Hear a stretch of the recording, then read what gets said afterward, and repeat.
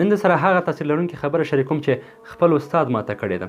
د قرآن کریم په زده کړه بوخت و چې استاد موږ ته دغه نصیحت وکړ چې قرآن چې کله لولئ یوازې په ګوته کشولو سره یې مه لولئ، یوازې په ژبه ښورولو سره یې مه لولئ، بلکې قرآن چې کله لولئ دا فکر وکړئ چې هذا کلام ربي، دا د رب متعال کلام دی، دا د هغه ویناوې دي او دغه حرفونو عمق ته یې ورشئ.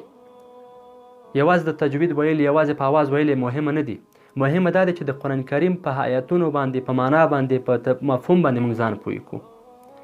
کوشش وکړئ د تلاوت ترڅنګ، یعنې د یوازې ویلو ترڅنګ د قرآن کریم په مفهوم باندې ځان پوه کړئ. د هغې هغه مغز ته ورشئ چې دا قرآن وایي موږ ته څه، دغه د رب متعال ویناوې دي، دغه موږ ته څه سپارښتنې لري په ژوند کې، دغه شیان موږ څه شیانو ته متوجه کوي، د څه څخه منع کوي. د قرآن اصلي مفهوم دا دی چې هغه زموږ د هدایت کتاب دی، د هغې څخه باید استفاده وکړو او خپل ژوند په یو بریالی ژوند جوړ کړو او په مستقیمه لار لاړ شو. حسک او بریمن اوسئ.